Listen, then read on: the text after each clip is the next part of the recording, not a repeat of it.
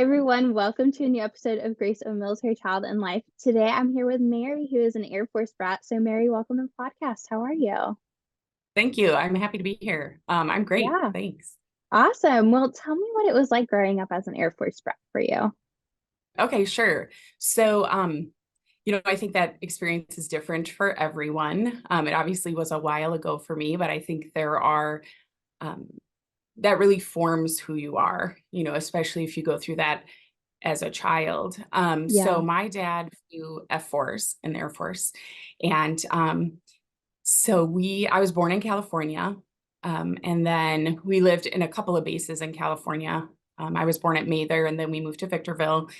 And from there, we went to the Philippines. So I Ooh, think one thing too that I learned during this process, not consciously, but my dad would typically go ahead and then the family would follow. So my mom was really responsible for sort of gathering up the kids and getting us there. And the right. Philippines is a little bit of a jaunt. So I had an older brother who was a year older than me. And so she took us and we went to the Philippines. I have just a few spotty memories from that because I was so young. And then I think I filled in the rest just based on stories, that I from my Right. parents. Um, so we lived in the Philippines for about 2 years. And then we moved from there to Iceland. So Ooh, again, that must have been really cool. it was, I have more memories from Iceland. Drastic change in, just climate and culture. Again, Yeah, as a child, you're not saying to yourself, oh my gosh, this is a different culture. You're just sort of blending and finding your way. But we right. did things. There was always snow. The sun didn't set. I remember that, wondering why I had to go to sleep when the sun was still up. Yeah, it's So weird. there was that to contend with. And then I remember playing on like a big, just abandoned sort of disrupted boat and an old car. And it was sort of bizarre Yeah. existence. The storms were very strong.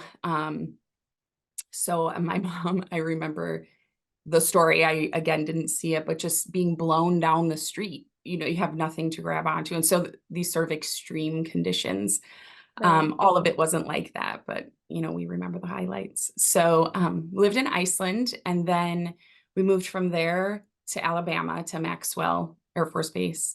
We were just there for a year, and then we moved from there to Nellis out in Las Vegas. And I think I'd done all that, and I think I was just starting kindergarten. So it was a Wow. lifetime, by age 5. So Yeah. um, so we lived there and we were there for 4 years. So that's a big chunk of childhood. And Right. we went to both a private school in downtown Las Vegas, and then we went to a public school right outside of Nellis. And we played on sand dunes and we rode bikes and um, did all the things. That's when we first started to play sports too. Soccer was just becoming a thing. I don't know. Um, I'm not super young, but anyway, soccer was just coming to the States. So as a thing kids would play. And so my dad signed us up. That's another thing I would say with the military too is lots of opportunities. And, my parents were very quick to afford us those opportunities. So at Nellis, we did things like we played co-ed soccer. That was fun. We didn't ask a lot of questions. Typically, when my parents signed us up for something, we just did it. I think it was just the nature of you're doing something new, you live somewhere new, these are your new friends. Here you It's go. just, yeah. And so you figure it out.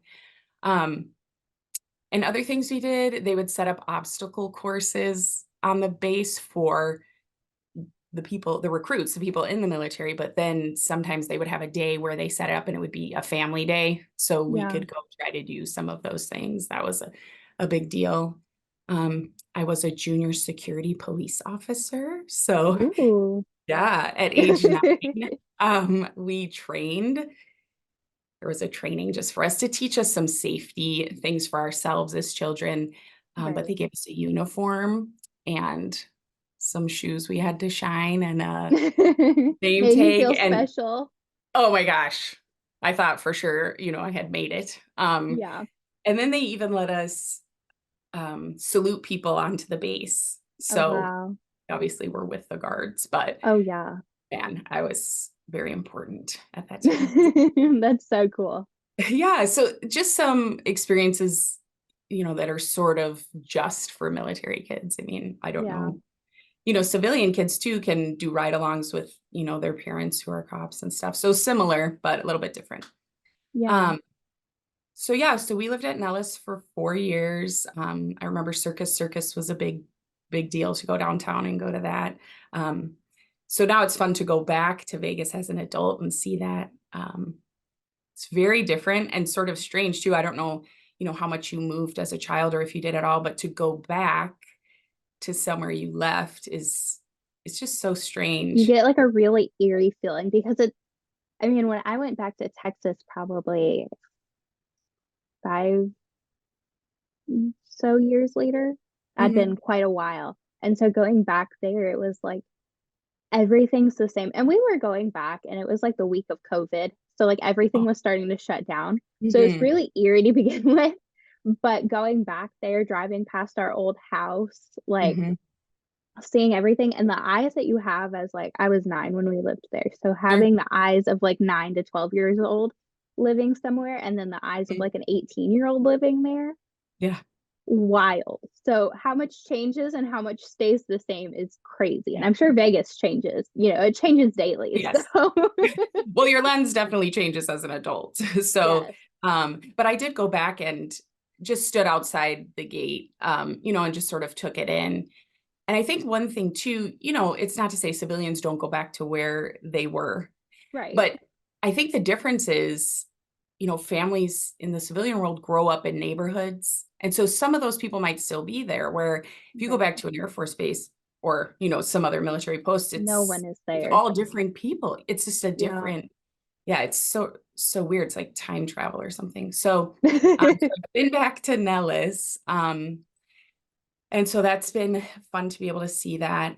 And then from there, we actually moved to Germany. And so, Ooh. You got yeah, so so, many overseas. oh my gosh.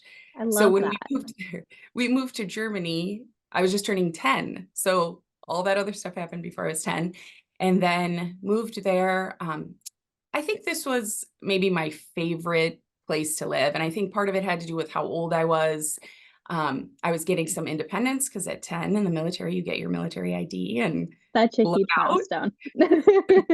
You can go to the movies, you can buy something at the BX. And Right. so sort of a newfound freedom. By then there were four of us. My mom was pregnant with my little brother and she gave birth to him in Germany soon after we got there. Um, and sort of notorious for our family to remember is my brother was born, and on the same day my parents brought him home, they also brought home a new TV and new VCR. So Oh my we gosh. always, yeah, we celebrate my brother and the fact that we got that every year on his birthday. Yeah. Listen, So I miss having a VCR. Like we left that in Ohio when we moved to Texas, and I love having that. Like I miss being able to put a movie in, but nobody sells them anymore. no, So why even have it? I think we have to let it go. But yeah, it is, fun to remember and just those milestones through life. And as a kid, what's important? Yes, I have a new little brother. I'm excited. Also, what movie are we going to watch? So, Yeah. equating those. And then again in Germany, some things were happening around the world while we were there. So we were there from 1983 to 86. So Libya and Gaddafi, Chernobyl, those kinds of Yeah. things were happening. The space shuttle explosion happened while we were there. So I think, what was different for us is really we had the news, but we just had the AFIS channel. So, Right. that's very foreign for even, I have four kids and they would just be shocked to try to digest that we didn't get the news immediately. And Right. um, so those were, some serious things that were going on in the world. And so my dad was often doing trainings, they would do trainings at night flight trainings and things like that. I think you just sort of, that's the norm for kids. Some other things I lived at Spangdahlem Air Force Base in Germany. So we had to take a bus to the junior high, which was in Bitburg. And Hmm. so to get on the bus, we had to have our ID. There were guards on our bus because of these things happening globally. Right. Um, and because of changing bases. So the guards would check our ID, and then that felt normal. I mean, they just had, you're fully equipped. So M16s and things like that. Yeah. Never blinked an eye, always felt just safe. I guess I never questioned that. So get on the bus. And then when we arrived at Bitburg every morning, they would come and like put the long mirror under the bus to check it, again, check everybody on the bus. And, we would just go to school, and that was sort of a normal day. Yeah. So that's not normal for most kids. No, like imagine having to get like from the civilian child's eyes, like getting on the school bus every day and having to Right. have your ID checked and then having guards on there and then having to have your ID checked again. And oh, It I could not imagine that. it Well, I mean, was, as a military child, I can't imagine that. yes. But if a civilian child, mm-mm. Yeah. We're just trying to explain it or put somebody in Right. that scene. And civilian kids have their own things that are, normal, that feel different for us too. Like living Um, in the same house for, so long, your I entire can't imagine childhood. it. I can't Yeah. imagine it. Um, so then also in Germany, one other thing that the Air Force did was arrange weekend trips. So in junior high, I was really fortunate. So we went all over Europe. So, we just went to like England and France and Italy, and Oh, I we went love to that. local like Munich, and we just Norway and Sweden and everywhere, Holland. It was amazing. And Yeah. um that was, I mean, sometimes it was longer than a weekend, but they would arrange that for us. And so I was just speaking at a high school and explaining to them that the things we were concerned with on an Air Force base are not the same things kids were or are concerned with here, or just sort of the world at large. So I always felt when I moved to an Air Force base that I was supposed to be there, and Right. everyone was supposed to be there. And that's accurate because you were assigned and ordered to be there. And so there Yeah. was no like, you're not supposed to be here, or you are a certain way, and so we can't be friends with you, or there was just none of that. It was like, oh my gosh, like you guys are here too. We Yeah. should be friends, And I'm not saying kids didn't fight and things like that, but there was none of that like, you shouldn't be here for a reason that I can see. Um, Right. there was some like, what's your dad's rank, compared to my dad's rank, I or think there's tons of that, some of in the that. military schools anyways. But yeah, there's no like you don't have the military is one big melting pot of Right, literally everyone. right, So you don't have those lines that you're like, okay, you gotta stay over here, I'm gonna stay over here, right. or like we're breaking off into these like, little cliques all over the place. You don't have that as I, much. I I didn't, mean, you'll get it I every did not once in a while, but experience that's that. it. Yeah. That definitely, just in my own childhood brain was not a concern. But one thing I was telling these high schoolers is that I never knew that there was such a thing as homeless people until I was in junior high, because everybody was on a base. So you had a Yeah, place. And even in Las Vegas, um, if we went downtown, because of course I was examining this after I said that, but it either was never pointed out to me, or I wasn't conscious of it, or something like that. right. So, but I remember being in Italy, we were by the Trevi Fountain, and we were walking back to our tour bus, and there was this woman, and she had a baby and a toddler, and she was against the wall, and the kids were crying, and she was very disheveled. And um, it just was, I didn't understand like what was going on there. Like, should we help her or something? And Right. so my mom explained that on the bus, she was probably homeless and didn't have it. I just was like, so, I mean, I was so broken that, somebody would have to experience that. That was just so Right. moving. I mean, I was 12. And so Well, and I again, think in that mind too, like you're in a new country, like you don't yes, necessarily know what happens in that country. So it could be like what a is foreign normal? thing to Mhm. begin with, that idea of Right. homelessness. But I mean, Mhm. it's all over the world. And I think Yes. another thing too, it's like way more seen overseas than it is Mhm. here. Because when I went to Scotland, all over the place, lining the streets. Mhm. But here, like we don't, in certain areas it is that way. But like where Right. I am, like Southwest Florida, they don't allow you to Right. stay on the streets really. Right. So Or it's so suburbs different. or something like that. Right. It is so different. One other thing, I was in Girl Scouts. I wanted to be in Boy Scouts because my brother was in Boy Scouts and they did all the fun like camping and hiking and all that stuff. Yeah. And we were like, not to knock the Girl Scouts, I mean, they were doing what they knew. But we were like, baking and domestic things just never really been my favorite. Yeah. But we did take a trip. Okay, so we went to Berlin as a Girl Scout trip. Ooh. This is the Oh mid my 80s. gosh. Okay, so the wall is still up. My parents took me to the train station. I wasn't a kid who loved to sleep over at other people's houses, so I was already struggling like that no parent was going to be there. Sure. They they put me on the train with the Girl Scout leaders and we went. So we had to go through East Berlin to get there. So the guards came on the train because back then you weren't really supposed to be in East Berlin. Yeah. Um, so they came on the train, they went through our rooms. We had to be very quiet and still, not cause trouble. We were like in Right. junior high. That was very hard to restrain. I think we understood the seriousness of it. Yeah. And then we went to Berlin. We were there for a few days. We stayed in just a big old, from what I remember, to me in my mind it looks like a mansion, but it could have been a regular house, who knows. But we stayed there just as a Girl Scout troop. We had like 3 leaders taking us around Berlin. We went to Checkpoint Charlie again. I was just the atrocity and Checkpoint Charlie Museum at the time. I think it was the beginnings of what would be a museum at the time. Just the walls filled with pictures and then running movies of attempted escapes, under the wall, women with babies, and just, Right.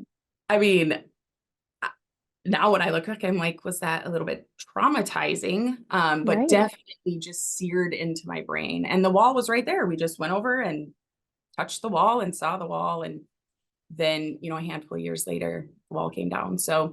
Um, so yeah, those kinds of opportunities to just, be in history is wild.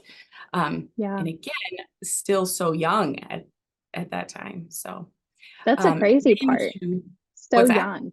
That's the crazy part. Yes, You're so young. so young. I'm so happy I was old enough to remember a lot of that. Yeah. So, my brother, he was just born and we were there for 3 years. So he doesn't really have clear memories of that. I had a Right. sister who was 6 years younger. She's got some spotty memories. Um, and then from there we moved to Montgomery, Alabama, back to Maxwell. And so we lived off base. And that was very different to go to school there. And again, that whole comparing yourself to others and trying to find your place, that was different in a civilian school. Right. And that year was just us learning about sort of how civilian kids live. Now it's pretty much the same at the basis. We rode bikes, we hiked in the woods and we did that kind of stuff. Lots of outside time. And then I went from there to North St. Paul, Minnesota. So it was like flip. Um, Yeah. yeah, and so North St. Paul is the last. Well, we went to school there and then moved to Roseville, which is an adjoining suburb. But my dad was last stationed as um, or at the University of Minnesota doing ROTC.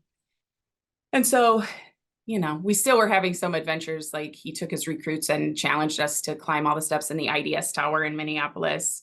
And we just showed up, to do it. And Right. he still signed us up for all kinds of things through high school and we still played sports and all that kind of stuff. So yeah, so before I graduated high school, I'd been in 14 schools and My goodness. yeah, 13 countries, not lived in, but at least visited or lived Right. in. Um, those experiences are, I mean, I wouldn't change it for the world, Yeah. it's amazing. So It's all irreplaceable, and you for go sure. through all of this stuff. And it's so cool, to say you've been to Berlin and you saw the wall when it Mm, was still up, you know. yes, Most people don't have that. And so like being able to go through life and see history literally in the hmm, making. I mean, we're still all doing this today, for we're sure. all this is going to end up being in the history books, like Mhm, something from this time period. But you look back and it's like, no, that's like a defining moment in German history, mhm, in American history, in world history, right. that wall coming down. And so you see all of these defining moments, and it's really cool to say, oh no, I was there. Like I saw this happening. I did this. Like Yes. I I love traveling. I am like a traveler Mm, at heart. And so I love to be able to go to these places and see the history. And even though I haven't really been outside of the US much, mhm. but like being able to just even go to different parts of this country Oh, and for sure. see the history that's been made. I agree. And the other thing I think it does is it makes the world so much smaller. Even Yeah. before, the internet and all of that, I think I always just was curious about other people, definitely. Just being exposed to so many different kinds of cultures and having to navigate those things. I mean, Santa for us, he arrived in a jet. You know what I'm saying? He didn't come Yeah. in a sleigh. We went down to the hangar and the jet landed and he got out and So that's what we cool. knew. Yes. So cool. So so so yeah, that was fun. But just being in all these different countries and cultures and interacting with people and realizing, okay, people are people. Sure, we might do things differently, but Yeah. there's really room for everyone. Is what you figure out, especially if you're just plopped into a new existence somewhere. And so I think that Yeah. sense of curiosity and adventure that has always stayed with me. I think so a couple of things that I think are difficult for me because of that lifestyle. And I mean, it was a while ago, but your brain is really being formed at that time. Right. And you're really learning relationships and you're learning um your place with other people. Um I think the temporary nature of everything just growing up in my 20s, I still was living like that. So I wasn't projecting long term. Right. Well, what am I gonna be? Mm, what's life gonna look like in my 30s or 40? Right. I couldn't even really project out like the next year. I just was like, where's the fun? Can I like afford clothes and food? I'm good to Yeah. go. Because you really grow up so basic. It's not like there aren't malls on base. You don't The things that you care about are different because of what's been presented to you. So like you have a Right. BX. And so that shirt comes in two colors and you and your friends are going to choose from those two colors for the shirt. And you don't care what people have Right. on. So fashion also has not been like a huge priority. But so that and then just the temporary nature of things. Now that I'm older, I think I worry that I'll run out of time. I don't want that. And so it's starting to hit me like this doesn't just go on forever. When you grow up like that, Right. it feels like it just goes on forever. Like what's the next destination? Right. What's my next adventure? Um, and then if you have kids, that's grounding. So my kids have all been in the same school district, not necessarily same schools because we've moved within the suburb and things, but Right. um so they've had a very different sort of childhood than I did. They know who people Sure. are. I- Kids, there are two high schools here, three middle schools, and 10 elementary schools. So you'll see kids, they'll be in activities, but maybe they go to a different junior high. And then you see them again when your child's in high school. And even to me, I'm like, hey, I know that kid. Duh. Everybody knows that kid because Yeah. hello, we all live here. But even Right. part of my brain is like, my gosh, like they came back. And Yeah. so you just never I had a really bizarre sort of clashing of worlds. So I went to high school in Roseville, and a guy I graduated with married a girl that I was in junior high with in Germany. Oh my And to gosh. this day, even I see their Facebook posts, I just cannot imagine like the series of, because he was a civilian, she grew up in the military. I think they went to the same college and that's how they met. But still, the fact that I Yeah. was somebody who knew both of them, just so strange to reconcile that. So, Yeah. Well, and it's such a small, like you said, like you don't realize how small this world is until hey, you really get out there and you start mhm, seeing it for yourself. And I mean, that's a prime example of it. You never know how paths are going to cross, who's going to cross paths with mhm, who. And so, even hearing people, I mean, I didn't move around that much to be able to sure. experience this, but like hearing people say, oh, yeah, I was in place A, B, and C with one person in A and then they came back in Mhm, C. You know, mhm, they like you get stationed at the same place with the or a different place with the same people. Like mhm. it's wild to even think that that could Yes, happen because the military's so big. There's so many places that you could go, right. and then Yeah. paths just end up crossing again. Mhm, Even talking to people in Texas when we lived there, and it was like they're from Cleveland, we're from Cleveland, but they mhm, moved a few times in between Cleveland and Texas. But then, sure. we just went Cleveland straight to Texas, and it's like, wow, you're from, where we're from. Right. Um, I took my kids, or we went on a family vacation. We drove down to Hilton Head, and on the way there, my very best friend from junior high in Germany, she now lives in Knoxville, and so I thought, oh, I should get in touch with her, and we'll be driving Yeah, through kind of in that way. And so I just got in touch with her, and I was like, hey, I can even just stop by the school where you work. You don't have to disrupt your day or whatever. And she was like, yeah. And I hadn't seen her for decades, yeah, and she can't. I'm not a person who freely emotes sadness. I just am not.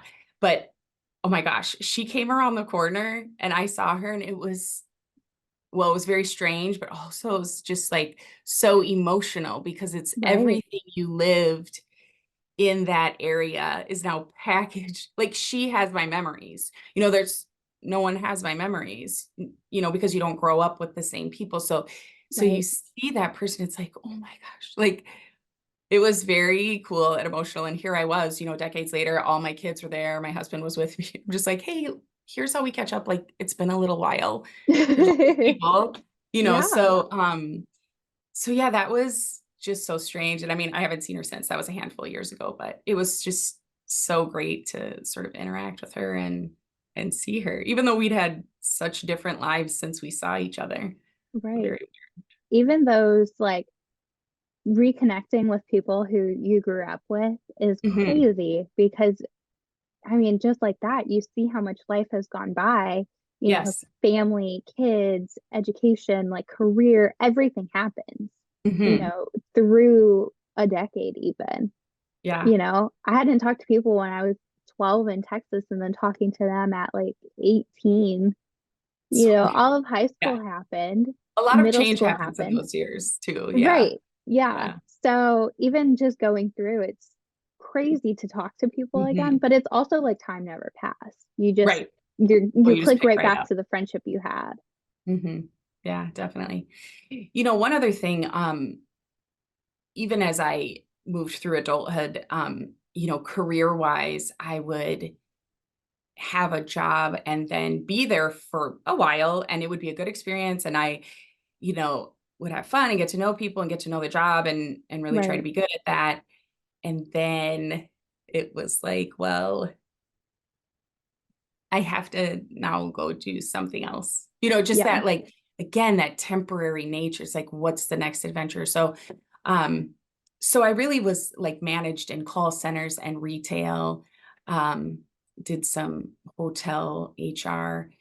And then I discovered, well, I had kids pretty close together. And then so I stayed home for a little while, which also was not for me. It's Um, not for but everyone. No, it was fine for that short time, but I really needed to be out, doing something. So I had a part-time job just at a recruiting office, Hmm. and over time decided that I really wanted to. It was a staffing agency, so many people would come in, and number of veterans came in. And I really watched my dad go from flying fighters. Then his last station was University of Minnesota with ROTC. And then he got out and he just kept going to school. And in the Yeah. military, you have opportunities to go to school a lot, even Right. just schools for the military. So he ended his career with the Air Force, and then he got a law degree and he got a degree in electronics. And he never really had another sort of career besides the Air Force. He worked, but it's just like you're never going to pull G's again. And so that Right. transition was just so hard. And I think it is for most people who serve. I've got brothers who are Marines, and they got out and they are thriving in their new roles. But just that moving from the military into civilian world. And so working at the staffing agency, I sort of designated myself as the person who would talk to the veterans and help them see what skills they have that then can be used for these jobs that, or careers that we were staffing for. Right. And then I moved into another position with the state supervising job service. And I did work with the veteran contacts there too. But what I discovered is, I want to keep sort of one foot in that world Yeah. always. And so I want to help with that. I stay connected to the Veterans Chamber of Commerce and just those important relationships. If there is something I can offer to give back, to a life that was so good to me, I want to do that. Yeah. So then COVID came, and then I had to leave that job because I had 4 kids here distance learning, and I just couldn't. I did it for a year working remotely at home while they were distance learned, and that was It's a crazy. lot. It was crazy, yeah. But that's another side effect of the military is like you're surrounded constantly by people who are meeting a goal. Right. And sometimes they don't want to. We're all like that. They have to report to somebody, and maybe they don't want to do that task. They do it anyway, because it can be done, and they're the one to do it. And so Right. growing up, seeing that, I think instilled this sense of really sort of getting after it, set a goal, go do it. And even if I didn't know that, my dad was setting goals for us by enrolling us in things. And so once I got out of this sort of fun era in my 20s, sort of tried to figure out what responsibility is, I really started to do that for myself. And so I went back to school, first got a master's degree in organizational leadership. Um, then more recently, I was finishing up my second master's degree in human services counseling with a emphasis in life coaching. Then COVID hit. Then I left my job and was home. And I'd always wanted to write children's books. So I Yeah. was finishing that degree. Kids were distance learning, but I always felt like, I'm here. So what else can I do? So then I Right. decided Exactly. to take on this book world, which operates differently than, any job I'd had in It the past. does. So, um, then I found an illustrator who's brilliant, through my sister, and she and I connected. And since then we've written 5. I wrote, she illustrated. My 5th book is coming out May 15th. Oh, Um, I love that. yeah, and I was listening to your other guest who just wrote children, or I think she has 2 books she wrote for kids in Yes. the military. Yes, so I Yes. listened to that podcast, and I was just thinking about her, and my books really have underlying tones of resilience and choice that clearly comes from, what I experienced, although what the books are based on are experiences that my children had, in their childhood. So there's one for Yeah. each. And then this book that comes out in May really is sort of a passion piece for kids, and it's called I Can Lift the World. And it's just about the power of choice in everything. Even as a child, everything is a choice. It's just you feel like you don't have a choice a lot of the time because you don't want to deal with what the consequence of not doing what you think you're supposed to do. So this book really talks about choice, and I think that's important for kids globally. Right. and adults. So it's written, it's a children's book, but hopefully the person reading it to the child will also take the message, just that, you have more um, impact on your own life than sometimes you give yourself credit for or even allow yourself Right. to. And so I wrote those children's books, and then I started a life coaching business. And also I'm getting my PhD in developmental psychology. So I blame my dad. No. So um I'm doing that because, I'm trying to really maximize my existence and be an example to my kids. And I feel like my parents really were that. I talked Right. a lot about my dad, but my mom, the strength to be able Yeah. to uproot your children. And even as a mom, my kids don't leave the school district, and I still am trying to stay in tune with what they have going on, trying to understand them, trying to make sure we have great relationships. I'm trying to prepare them for the world. And Right. at the same time, we have a house and I'm married and I have my own pursuits. And I think just that's what my life coaching business is, mentally tough mom. And then my dissertation for my PhD is on mental toughness and motherhood. So I can take a page right out of my mom's book. She was a great example. She went to school for nursing, and then when my dad retired from the Air Force, she really became sort of the breadwinner and made a name Right. for herself in the Twin Cities, not just with nursing, but with being a caseworker and things like that. So that was really fun to see and have as an example too. Um, so yeah, it's been wild, and I feel like it's not close to being over. So so I'll still be here trying to get stuff done.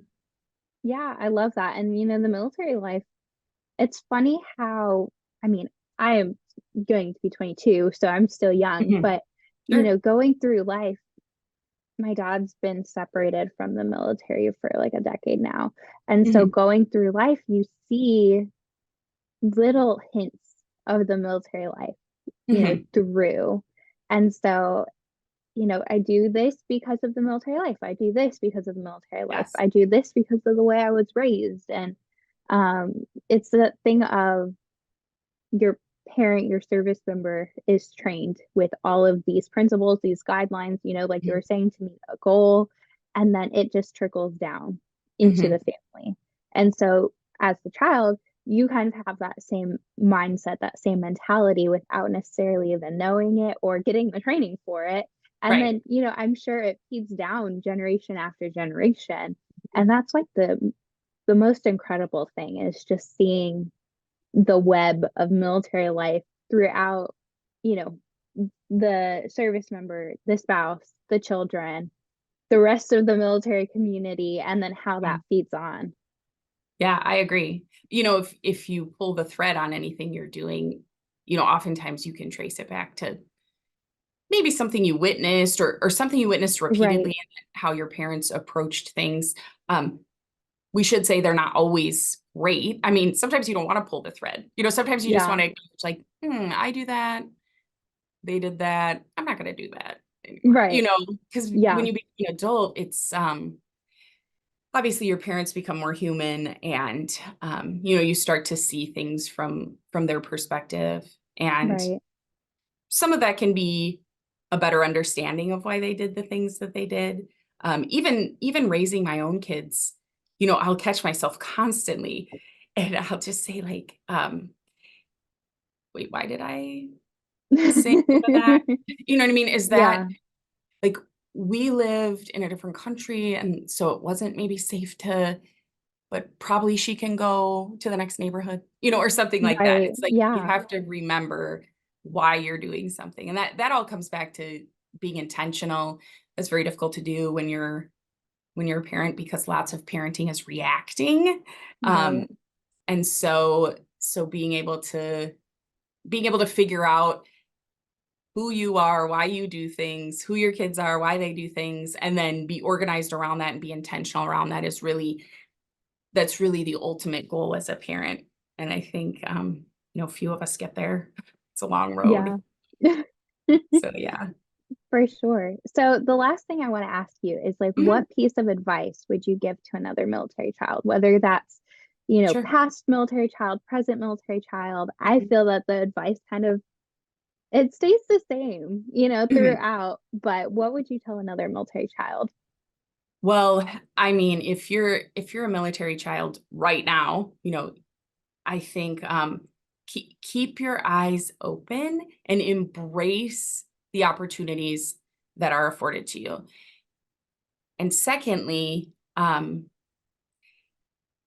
think pay attention to your parents. They're really out there doing something really for all of us. That's hard to Right. understand, as a Yeah. kid. It's hard to share your parents with the world, but they're out there to defend the nation. And that's really a big deal.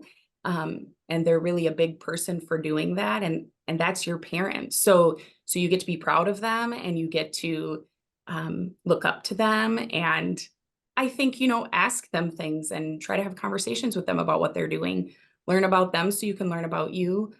And then, for those of us that have been through it and have grown out of it, um, every memory for every person isn't great. Everybody didn't have the same kind of, they wouldn't talk about this the same way, that I do. Maybe that was Right. hard for them to move all the time. We're all just individuals having an individual experience. So I can't speak for everyone.